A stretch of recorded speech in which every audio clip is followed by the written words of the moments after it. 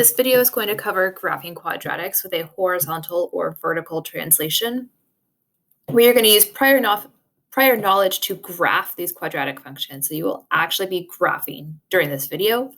You will need your notebook and graph paper. If you need to grab either, pause the video and go grab those materials.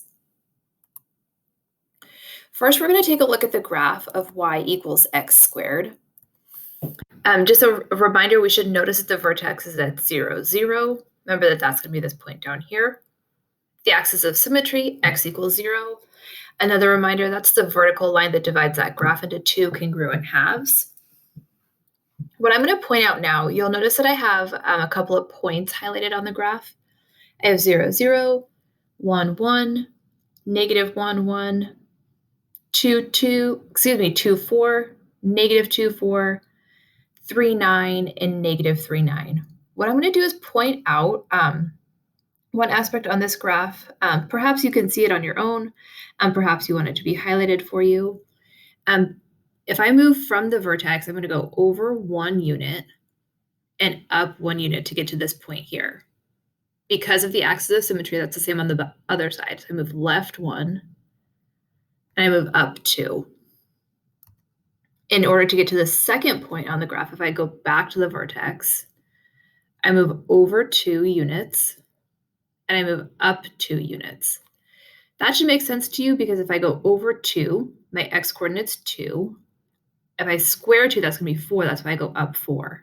Same thing here. If I move to the left 2, I also go up 4 units. We're going to take a look at one more point here. I'm going to go from 0, I'm going to go over to 3. As you hopefully will notice, if I go over 3, that means I go up 9. Same thing will happen if I move from the vertex. I'm going to go to the left 3, and I'm going to go up 9 units. That pattern is going to be true anytime that leading coefficient is equal to 1. So anytime we begin with x squared, that pattern that we just saw there is going to hold true. We're going to take a look at a couple of other graphs. So here we're going to compare y equals x squared, which is written in black or shown in black, and y equals the quantity x minus 3 squared, which is here in yellow. So notice that graph went from a vertex at 0, 0 to a vertex at 3, 0, but the shape is exactly the same. So if we highlight a couple of points here, so from the vertex on this yellow graph, I'm going to go over 1 to the right, up 1. From that vertex, we go to the left 1 and up 1. I'm just showing you that this pattern is true again on this graph. So if we do move to the right 2, we're going to move up 4. I could go to the left 2 and go up 4. Just because my vertex changed does not mean that this pattern is going to change. So I just want to highlight one more. I'm going to go over 3, and I'm going to go up 9. I'm going to know exactly where that point is because I know that this pattern is going to hold true. Left 3 from that vertex, and up 9. That will hold true for every graph as long as x squared is that first term. So just to show you that I'm not lying to you, here's one more graph. Now we're going to take a look at y equals x squared and y equals x squared plus 4. You'll notice the vertex shifted up 4 units, but that pattern is still true. You can pause the video here, sketch these graphs, and draw in and double check that if you go over 1, you go up 2. If you move over 2, you go up 4. If you move over 3 units on the x-axis, you go up 9 on the y-axis. Feel free to double check that one. The next thing that I'm going to ask you to do is to graph on your own. So let's take a look at that. For this first one, I'm going to have you graph y equals x squared minus 3. So you're going to test yourself and see if you can apply that pattern that we just talked about to this graph. So take a moment and graph y equals x squared minus 3. And now that you've had a moment to graph y equals x squared minus 3, here's the graph. Notice vertex down 3 units from that 0, 0 point. I mean, that pattern is going to hold true for this graph also. Next, I'm going to ask you to practice graphing y is equal to the quantity x plus 1 squared. So think to yourself, how is this graph going to shift? And then see if you can apply that pattern again. And now that you've had a moment to pause the video and graph it, here's what your graph should look like. So that graph shifted to the left 1 unit, but that pattern that we talked about at the very beginning still holds true. One more for you to practice. Now you're going to graph y is equal to the quantity x plus 3 squared minus 4. So this will have a horizontal and a vertical shift. Pause the video, graph that, and then I will show you what it should look like. Now that you've had a moment to pause and graph that equation, here's what the graph should look like.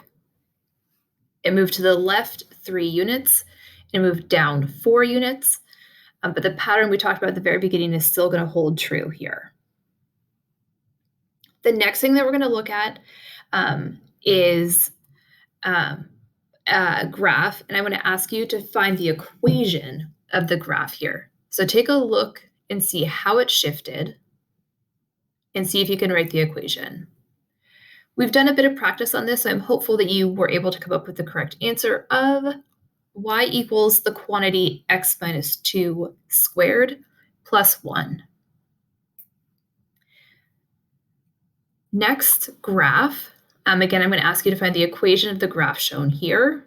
So notice it had 2 shifts. It had a horizontal shift and a vertical shift. The equation is y equals the quantity x plus 3 squared minus 7. And for the last little bit of this video, we're going to switch gears and take a look at a couple of graphs. So the important thing on these last 3 graphs is that the horizontal and vertical translations we've looked at will apply to other functions too. So I've got a couple of examples here. The blue graph, this original graph here, is y equals the square root of x.